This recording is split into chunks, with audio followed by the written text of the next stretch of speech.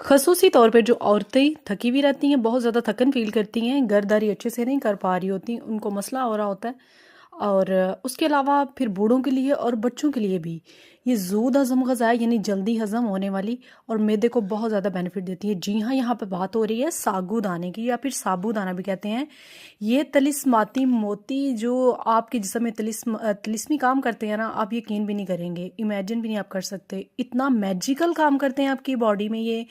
اچھا، اس کو بنانے کی ریسیپی بھی اگر کہیں گے تو میں آپ لوگ کے ساتھ شیئر کر دوں گی۔ 2 چمچ میں نے لیا تھا ساگو دانہ، تقریباً 1 گلاس دودھ تھا، اس پہ میں نے اس کو پکا لیا۔ تھوڑے سے فاکس نٹس بھی میں نے ایڈ کر دیے تھے، یعنی کہ جس کو آپ پھول مکھانے بولتے ہیں، یہ بھی بڑے اچھے ہوتے ہیں، کیلشیم سے بھرپور۔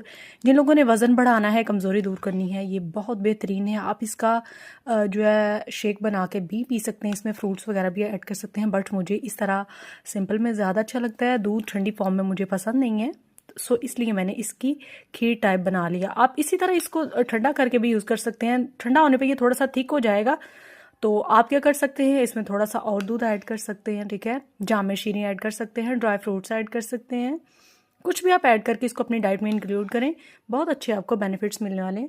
ہاں، یہاں پہ ایک اور خاص بات آپ کو بتاؤں میں، جب ہم بیڈ وغیرہ پہ کوئی بھی اس طرح کی گرم چیز رکھتے ہیں نا، تو اس طرح کے ٹی کوزی کے کور وغیرہ یا پھر کچھ بھی چھوٹے موٹے دسترخوان جو ہوتے ہیں وہ بچھا لیا کریں، تاکہ آپ کے میٹرس کو جو ہے وہ نقصان نہ ہو، اور ویسے بھی اس طرح کھانا بہت اچھا لگتا ہے۔ Thanks for watching. ایسے ٹپس کے لیے فالو کیجئے۔